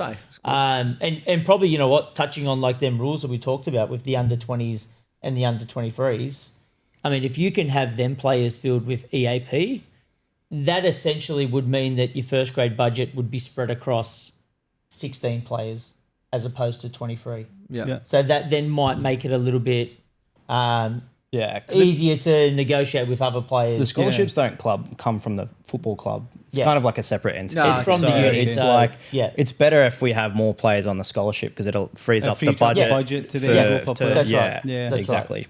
Yeah, Makes sense. Yeah. Quite interesting though. It's I think the concept of it is very good. Like if Yeah. you look at, as you say, like somewhat the American system in terms of you're in here. If you had all uni students, would you train more? Like how often do you train? Is it twice a week? We train, we Twice do and twice a on the gym. field, and then there's an optional gym session on the Monday night. Yeah. But then, for example, that Monday gym session, EAP students, they have to be there. Yeah. That's they've got to tick off 2 of them as part of their Yeah. scholarship. So, look, you could. I think it just all depends on, again, once you have 1 or 2, 3, 4 players that aren't at uni, training more can then just become a little bit more difficult because you are then asking players to commit to more training. Yeah. And the reality is it's considering the money that's out there, it wouldn't be doing them justice what you're kind of offering them. Yeah, if that fair makes enough. sense. Do you know what I mean? Yeah. And that's how you got to look at it. Yeah, fair. So, But what do UNSW do? I know they've obviously got separate. The football club's paying a lot of the players, but do they have any scholarship systems with them? Yeah, they've got the moment I think just three boys that have come down. Yeah. Who's the scores and yours? They're playing in the 20s. Oh, okay. There was 2, not 3. Yeah. 2 boys that came last year. They were at Newcastle Jets youth, Yeah. and they came down to UNSW, Yeah. and they play now for the club. And I think that's the same kind of. I don't know exactly how it works, Yeah. but it's a similar setup in terms of they get X amount off their tuition fees or whatever, Yeah. and they play for the club. But Sydney Uni is quite like a wealthy uni. We just with like say we get sponsorships in, it doesn't go. Say if you want to come and sponsor the first grade men's program, it's not like all the funds go into the men's program. It's like almost goes across Sydney Uni sport and fitness. So there's a lot of other sports that they're So you funding. get like $50. Yeah. It's a big uni, man. It's quite strange though, because I don't see. There's a lot of similarities, obviously, between Sydney Uni and UNSW. So it's interesting how they can be potentially so differently run from that perspective, because I feel that at UNSW, and I could be wrong, but I think that they get, if they bring sponsors in for the football programme, that's it. It's for the football team. Yeah. And it's not having to. The only thing we have to compete with is the use of the facilities. Yeah. So like sometimes we train on a Wednesday and they're playing fucking Quidditch in the other half of the pitch. Do you know what I mean? So we can't get the full pitch because they're. Do you have a Quidditch team? Couldn't tell you. No. There's Quidditch. There's fucking. Who does the UNSW Quidditch team play against? I don't know. Is there any other Quidditch team? A uni Quidditch league? Fuck knows. But it's a bit of a carry on. Do you know what's the absolute worst, by the way? What? See if you get something lost or damaged, especially in business wise, and then you're not insured, it's brutal. I'd recommend insurers. You can jump online, insurers.com.au, and get a free quote in 30 seconds. Or you can visit the link in the description box below. Well, I mean, even our facilities, we share them obviously with our women's team. Yeah. But rugby union are on it. Yeah. Oh, that kills your pitch, man. Yeah. That's what does it. You want to get us in the first 4 or 5 weeks of the season because it's unreal. Is your pitch poor towards the end? It is now. Yeah. Once the union starts and there's a bit of rain in winter, is. it goes to. And the areas are like where they scrum, you've got fucking these big men just digging their feet into the exact same bit of the ground, man. 15 per team, and I think it's like you got like firsts, reserves, thirds, fourths. It's a whole day of games being played on it. Opportunity for you to have a synthetic pitch. Well, I mean, I would say the union would probably be the one that stops from that field being able to be synthetic. Does the uni does the rugby, is that the preferred sport? Yeah, Let's call it because they're one of the top teams outside the Super Rugby, the union. Okay. So they play at a good level. They get some good players going and playing in the Super Rugby. So we're definitely not the number one priority, I don't think, at the uni. But I think with the Astro, like something that they've talked about for years about getting one. But the rumor that I've heard is that the Astro will ruin the heritage look of the uni. So. But who knows? Yeah. But look, the facilities are good, and they couldn't put an Astro in where the grandstand and stuff is at the moment. It'd have to be elsewhere. But then Why not? just because of rugby. Yeah. So you need to. But there's. I mean, who are we to fucking be talking about what Sydney Uni are going to do with our grounds? You know what I mean? But so how old are you just now? How am I? 26. Ah, fuck. So you're going to be at Sydney Union until you... I wish. Who knows? Look, I enjoy it. Like, I've played first grade since I was 17, being the club captain. I just enjoy playing football week in, week out. I think if, opportunities came to play at a high level, like, you'd obviously consider it. But, doing well with the group of lads that we've had would mean more to me than other things. So transfer windows around the corner, mate. Try to put him in the shop window there. Shut the bed. He's shot it down, man. Yeah. My classmate, good on you. And Father Barrett. Are you a priest? What would you like to know? So obviously you're men's coach. Yep. How did you end up there? Let's call it. Like, what was your footballing journey to coaching? Yeah, so I mean, look, I think there's not many coaches now that I feel do it, but I feel like I'm probably one of the coaches that have really gone through the step-by-step process of becoming a coach. So started off doing JDL coaching at Bankstown United. Before that, were you playing? Always played, yeah. So I played NPL up until I was 28. Yeah. So I played across NPL 1, NPL 2. Back in the Illawarra Premier League as well. Yeah. So who'd you play with? Always played. Look, I spent majority of my time at Rockdale, but then played NPL 2 for Bonnyrigg, Macarthur. Last year I played was with Hills United. Yeah. So and then once I stopped playing, I just got straight into coaching. Nice. So so did coaching JDL, TD at Bankstown United. Went back to Rockdale, did a lot of youth coaching there for about 6 or 7 years. And then last year I was at Mount Druitt. Right, okay. So looking after their 20s and assisting the first grade coach at the time. How was that? Andy Montgomery. It was tough. It was tough. Like, we were under no illusions when you get promoted from that competition and you're going into NPL 1. Yeah. It's going to be tough. Like, budget-wise, I know there's a lot of theories about Mount Druitt or Western Sydney Rangers, what they're called now, having money. Yeah. But we didn't. Yeah, fair. We didn't. So we always knew it was going to be an uphill battle. Obviously, it didn't turn out the way that we wanted it to. But yeah, it was to be fair, it was towards the end of the season.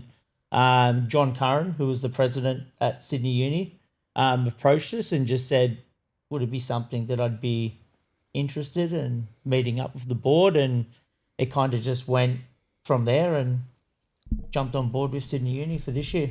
So is it your first job as a first year coaching coach? First grade? Yeah. Yeah. Okay. Yeah. So looking at when you went into Sydney Uni, what was there things that you looked at and was like, I need to change X, Y, and Z? Or? Look, I think the problem with Sydney Uni, and Dan's probably touched on it before, I don't think losing was acceptable, but it was kind of a little bit normal. And when it happened, it was like, well, we've got loads of things up against us that is going to stop us from being successful. Yeah. That was kind of like the vibe that I picked up when I went in there, where I kind of look at things and go, you know what? I don't think anyone goes into a game of football going, I'd be happy with a draw. Yeah. I'd be happy with a 2-0 loss. It'd be good if we could get something out of it. So the biggest thing that I wanted to just try and change was that we have to go in wanting to be successful. And I mean, like, as crazy as what it would sound, like, our aim is to get promoted this year. Yeah. Like that is legitimately there's no our point aim. playing football if that's what you do. That's right, and we still think we can. So I think that would be. Look, I'm hoping that's probably one of the bigger things that are brought in, and then probably just simplifying things as well. Just with the players, like when you're training 2 nights a week and you do have some pretty seasoned players, and I'm not saying everyone does it for money, but picking up absolute peanuts. Yeah.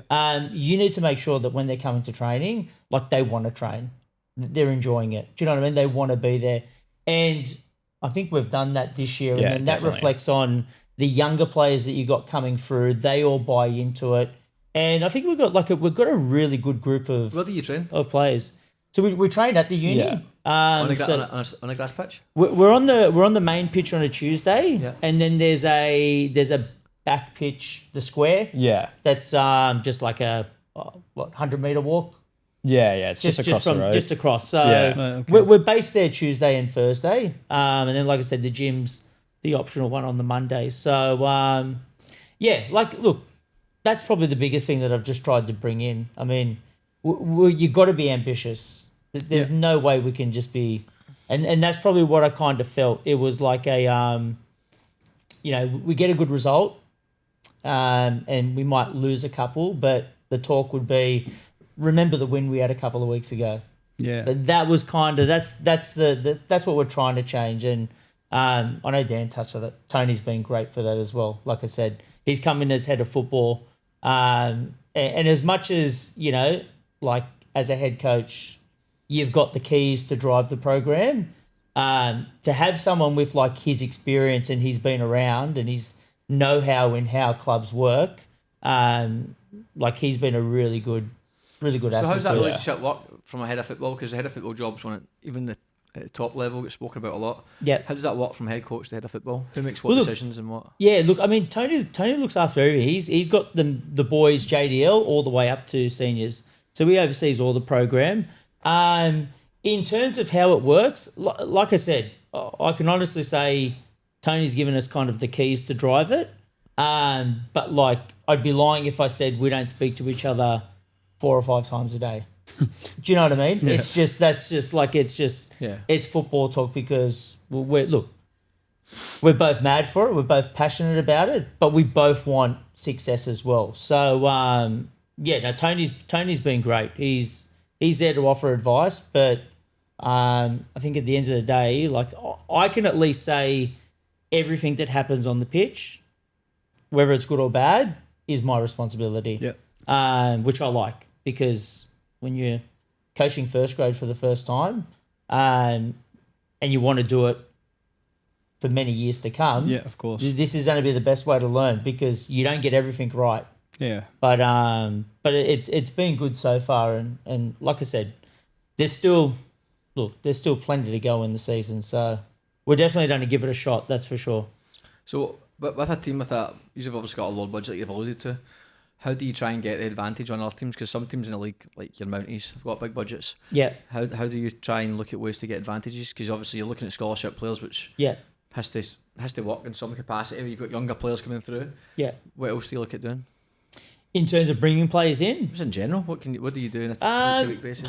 I mean, look, I think the one thing is, no matter where you coach, no matter what team you have or whatever club you're at, you really are only going to get the best out of players that want to be there. Yeah. So probably first and foremost, it's if you're talking to a player and you say there's an opportunity to come to Sydney Uni, they have to want to come. Yep. If they want to come, then we're pretty confident that the environment that they're going to come into is going to help them get the best out of their football. So that pretty much is the selling point. In terms of what they do with it, I mean, every player has their own career. So I'm sure there's going to be some players for us this year that might get picked up by clubs in a higher division. But the end goal would be for them to go, you know what? I like playing for Sydney Uni. I think there's something we can do as a group, and we can stay together and try and get out of it. Because you know what? I'm mindful in the sense that, you know, we do have someone like Dan that's been there for 15 years. You know, from my perspective, like, we want Dan to play NPL too. Yep. That's one of the driving things that we all talk about as coaches as well. There's other experienced players there that have been there for a long time.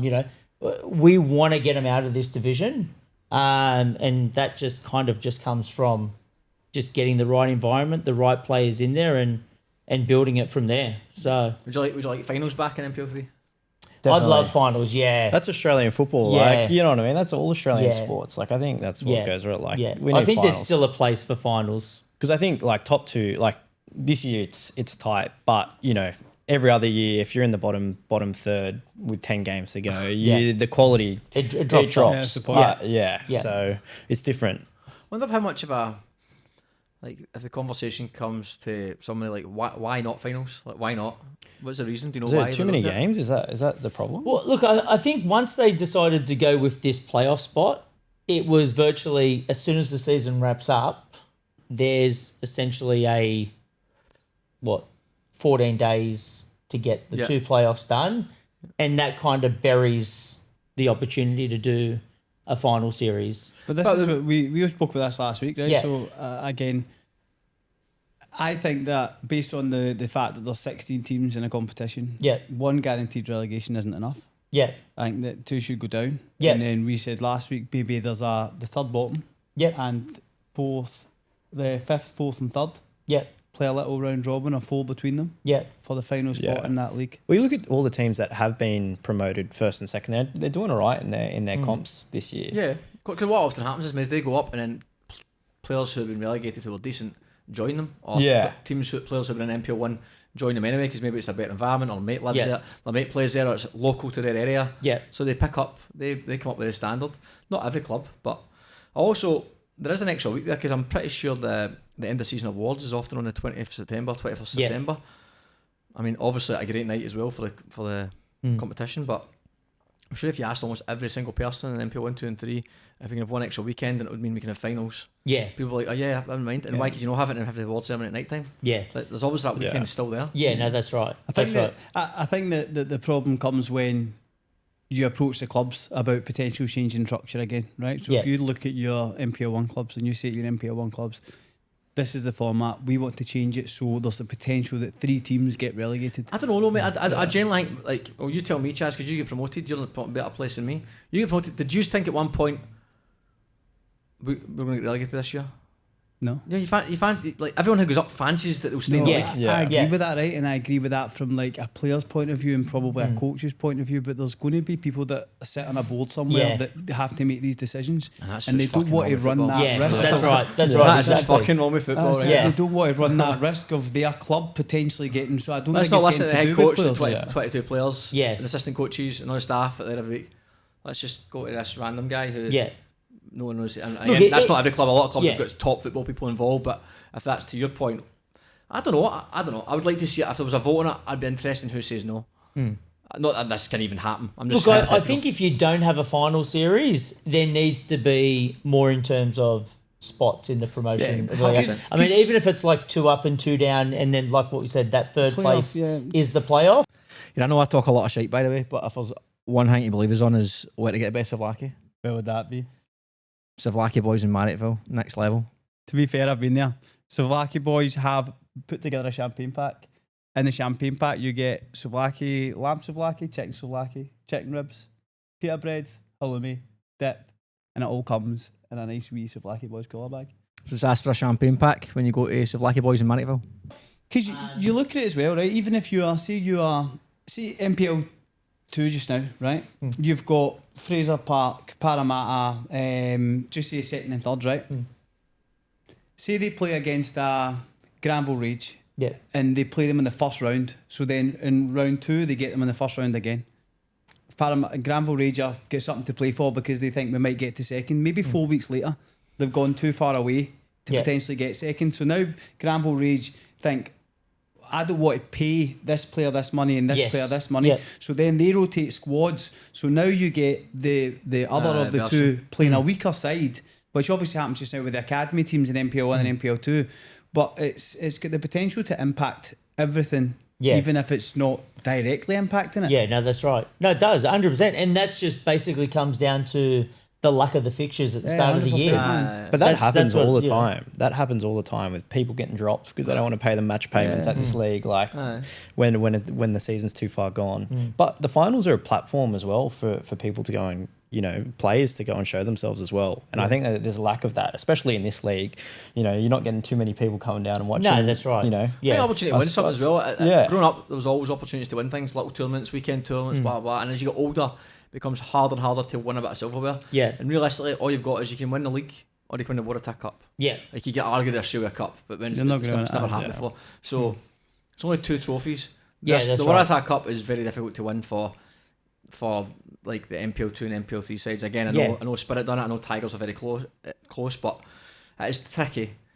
So like if you have that finals, it's that other opportunity to go. We had an okay season. We had like a good second half, shite first half, or whatever else. We managed to get over the line, finish 6th, and still win a title. Yeah. Or even get to a grand final like that. Even that as a player is a big occasion. Yeah. That's what football's all about, man. Those big moments. It's just, I don't know. There's obviously I don't have the full context of why it can't happen, but I just feel like it can't be too many games because there's a championship that comes after it and people playing a lot. 16 rounds or whatever it might be. So see, just going back to your time at Mount Druitt, right? Yeah. You obviously how much or how little you see here is completely up to you. There was a period towards the end of the season where there was obviously a lot of change at the club. Yeah, there how was. did that impact you? Look, the change at the time when the new owners came in, when you were at ground level with the club, like it had to happen. Like that's it was at a stage where, and I mean I'm happy to say this because this is literally what we were told, but we were weeks away of every team in the competition that had Mount Druitt next to it going down to 0 points. Men's, women's, youth, everything. Right. So the new owners that came in, like they had to come in, and they saved the club. Yeah, definitely. They saved the club. Realistically, one transfer window for them with 10 games to go. It's hard to kind of do too much. Obviously, they let go of the first grade coach and they brought in Ben Rollinson. Yeah. Ben gave it a crack. He got a few wins, but look, I think when it gets to that stage of the season and you are around there, it's pretty hard to pull yourself out of. Even if you do have new owners, you have new people coming in. And also you run of fixtures, you can end up playing against teams who are fighting for final, if they're fighting for top place. There is finals in MPL 1. Yeah. And look, to be fair, like I can say, like being at ground level, mate, when we lost Pedro, mate, that was massive. Yeah. Like he was a huge loss because if you go back and you look at the start of the season, he was getting his results. Like he was scored some fucking. He scored some goals, great man. goals. Yeah. So good celebration as well. Why did he leave in the end? What happened? So look, Pedro, I'm pretty good mates with. I keep in contact with him. So look, at the time he had an offer to go to Gold Coast. Which was, a player like him when you're on them visiting visas. You want to make the most of your time. 100%. And what he got offered there was probably too good to knock back. But then they had some trouble with the club when he was there. Right. Administration stuff. So he ended up going back to Malta to play. Oh, did he? And that's where he is. But funny enough, I spoke to him maybe a couple of weeks ago just on WhatsApp, and he said to me, he goes, "I'll see you soon." So I've got a feeling he might be in the window with one of the clubs that is kept hush hush because he was confident he was coming. Interesting. Back to Mount Druitt. I don't think it'll be Mount Druitt. Nah, I don't think it'll be Mount Druitt. He'll definitely want to go to an MPL 1 club. Yeah, interesting. But yeah, that's definitely one to watch because he seems like it was. Yeah. Class. Those are his exact words. So do you know to make a return for his Borat celebration? Borat celebration. That's right. Yeah. So when they don't worry, we saw all the emails about that. Brilliant, man. It was unbelievable. What was that? The all the clips about the celebration. So, Brilliant, man. That's fun. It's hilarious. So when the club changed owners, you stayed and saw out the season with the 20s. Yes. With Ben. Yeah. Okay. Yeah. And then did you, while the season was coming to an end, Was Sydney Uni in the works? Was that something that was bubbling away in the background? Yeah, look, I would have spoken to them maybe with 4 or 5 games to go. Yeah. And basically it was just an invitation to say, if you're interested, let's meet up and chat. If you're available, start coming to watch some games. Yeah, give us an idea of what... That's what I was getting towards. Yeah. I wanted to see if you'd watched them play. Yeah. And then if, based on what you saw, Yeah. you went in knowing what you had to change, or was it very... No, new to I you had a when pretty... you went in? I watched the last 4 or 5 games, so Yeah. I had a pretty good idea. I think the hardest thing with me at Sydney Uni this year was before Tony came in, there was a different person who was head of football. So by the time everything got sorted, the first grade squad was picked. Yeah, okay. So, so essentially the squad that we had was already picked by... So you didn't pick it? Not this one, no. Right. I obviously was able to bring in a few players in pre-season that I knew. Yeah. Because, look, it's like anything. New coach comes in. There was some players that probably didn't think I was going to be the right coach for them, and there was some players that I had a conversation with and said, I'm probably not going to be the coach for you. So it was pretty transparent. But yeah, able to bring in a few players, which has helped. But yeah, obviously now that you're kind of on the ground, and we've got the squad, and now we've got a transfer window coming up, I would say it's starting to feel a little bit more like my team, if that makes sense. Yeah. You know, just in terms of how we're playing and how we want to kind of conduct ourselves. So. And what do you think is the biggest change you've made in terms of style of play? You know what? I watched them play the last 4 or 5 games, and look, one thing I will say is the biggest thing I think we have in this country is coaches don't support other coaches, right? So I think, yeah, so what I'm going to say is I don't want it to be a reflection on the coach that was there before. Okay, yeah. I just want to make that clear. Who was the coach last year? Chris Williams. But yeah, Yeah. he had a child, so he stepped away from. So he's not coaching this year. No, he's not coaching.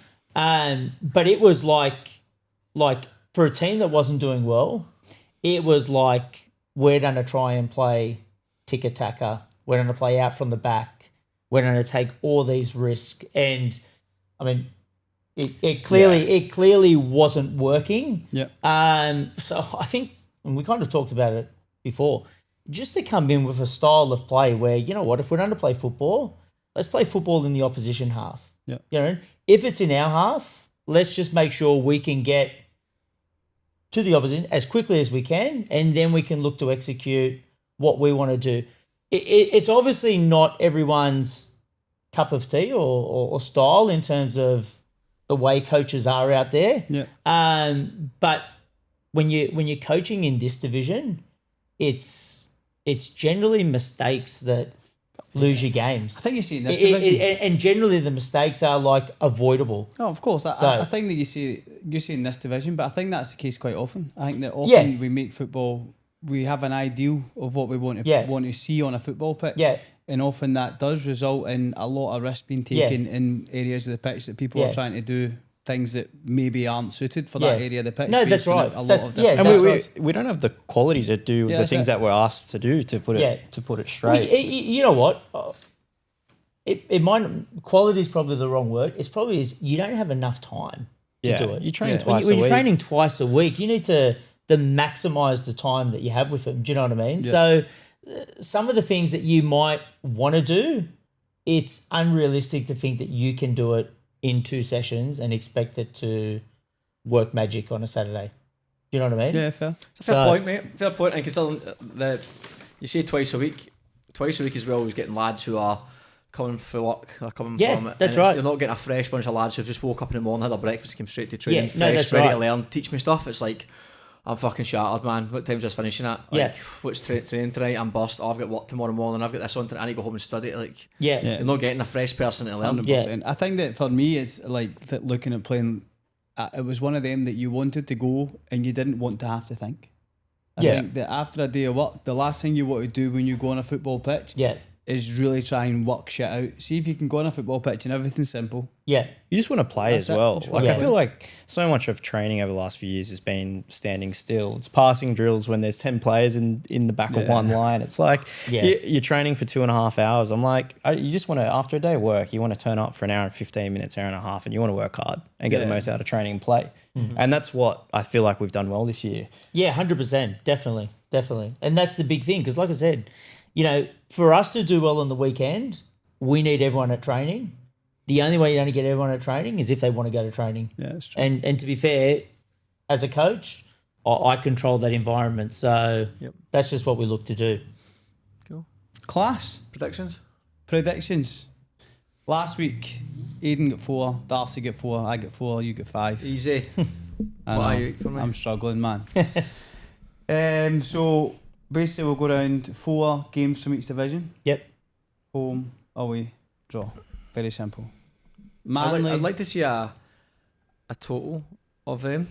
Okay, I'll add them up for when you get back. And then also to see which person has got the most. The most. Do you know what else we need to do? Football manager, football fantasy. Football What's manager. it called again? Fantasy Mate, football. do you know, after the week we set up, I did not look at that once more. Mate, I looked at it for about 4 weeks, I think. I know a lot of people did, but Aye. I mean, for me, that's why I never do it. I'd forget one week, didn't sign anyone, I'm like, oh, there's no point now, I'm too far behind. Aye, that's... Well, anyway, we need to find out who won that and give them a prize. So that's it. So there'll be we won't do one next week when you're away. And then Yeah, so so there's no podcast next week. I'll do it for you coming back. Sound. I'll have the fantasy football and the predictions total for the season so far. So Manly play St George, and to be honest with you, gents, I don't know what St George. Fixtures, MPL men's.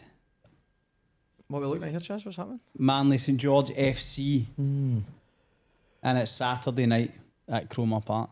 Oh, Saturday night. Me change. I'm going to go St George Saints. I'm going to assume Kiss McStay's going to get more minutes as well. Make a big I difference. agree.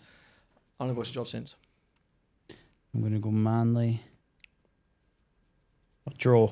I'm Yeah. going to go St George. I mean, momentum. It was a good win That last was week. a good win for them, 100%. Yeah. Blacktown at home to Apia. Apia. I got a soft spot for Blacktown, but I don't see them getting over the line against Apia. Apia quality. Why have you got a soft spot for Blacktown? My cousin Matthew Lewis played for Blacktown City for a long time, so grew up going to a lot of Blacktown games, to be fair. Nice. Yeah. Yeah, Apia. Yeah, they'll be too strong. We played Apia as well in the cup. Yeah, we did actually. Yeah, went down 2-0. Yeah. Yeah. That's not a bad result. Yeah. No, it was. Yeah. It was. Yeah. You know what? Yeah, it was. Respectable. Yeah, it was. And you know what? Do you know what? I heard that they were pleasantly surprised at how you played football. Look. To be fair, probably the first year coaching. Yeah. Okay, first grade. I'll definitely make mention of it. Like I spoke to Franco and Davey after the game, and I mean, like, these are two guys that have been around for a while. Yeah. And the way they kind of spoke in terms of how we actually played and kind of the performance that we put on, it was really good. Like we did do. Yeah. Yeah. We look. They scored a bomb as well. Free kick from like 35 yards. Yeah. And look, over 90 minutes. So, they were definitely the better team. Yeah, but in terms of, side. you know, can we at least say, like, did we make it hard for them? I'd like to think we did. Yeah. Yeah. They did. I heard good things as well. Yeah. Here's a random question. You said that your son played with Ethan De Bono. Is he still playing? Yes. Yeah. So he's at Rockdale. Ah, okay. Yeah. Yeah. What age group is he in? He's in the 20s at the moment. So Very good. Keep an eye. Sydney United at home to SD Raiders. Sydney United. Draw. I'll go Sydney United. Big week before the window, man. Big. yeah, I think Sydney United. Yeah. Then Olympic at home to Rockdale. Derby. Big derby, this. Rockdale. I think Rockdale. we might see a better Yeah. Olympic after the window, but I think up until the window, they're going to struggle. Yeah, I'll go Rockdale. Yeah. I'll go Rock. From what I saw yesterday, they won't do 2 weeks like that. Yeah. They'll Rockdale. MPL2 Alcoa at home to Tigers. Tigers.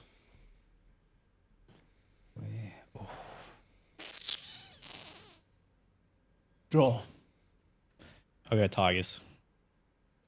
But I actually think draw as well. Yeah. Yeah, I got to. Yeah. Something about Hakoah at home. Jets are playing MacArthur Rams. I reckon Rams. I'm gonna go Jets. I'm going to go Jets as well.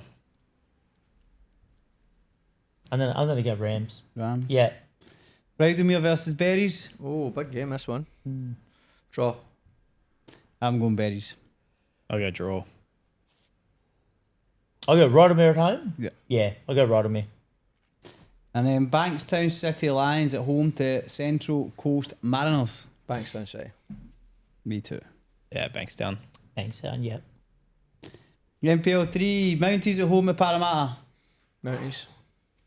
I think bit of revenge after the last game. Yeah, I think so too. They'll be up for it. They lost, Yeah. was it 6-0 the first round? They'll be Yeah, I up for think it, it finished 6-0. 6-0, Yeah. yeah. Yeah. Yeah. Yeah, I'll go Mounties. I'll go Mounties as well. But Para are a good side. man. They're a good eye, but I Yeah. just think Mounties are too strong for everyone. Bankstown at home at Bonnyrigg. Bonnyrigg. Draw. I'll go draw as well. I'm going to go Bankstown United. Ooh. Yeah. Germ. Grum. Glasgow Magic at home in European. I'm going to go Glasgow. 4 out of 5 they've won. Good run. Good run. I'll go draw. I'll go Nepean. Yeah, I'll go draw. Draw. And lastly, Hawkesbury at home to Fraser Park. Fraser Park. Yeah. Fraser will bounce back after the weekend. I've gone Fraser as Definitely. well. Hawkesbury's a hard place to go. Tough place to go, Hawkesbury. Is that I'll go Fraser. Fraser? That's the one we had a proper fuck about getting there. That's right, aye. And then you turned up 5 minutes before kick-off and there was just guys sitting behind with a wee like portable barbecue having beers behind the goal, man. Aye, brilliant. They sometimes throw a Friday night game as well. I think They do. Yeah, which is... They also get badly flooded, don't they? They do, yeah. Right, lads, thanks very much for your time. Pleasure. Yeah, thanks for having us on. on. Having us. Lads, all the best, aye. Thank And then you enjoy your trip, man. Do my very best, mate. Do my very best. Right, lads. Cheers, lads. Cheers, gents. Yeah, good episode, man. Yeah. Thanks for having us. What was that guy's name you said? The gaffer was the white. Oh, Danny.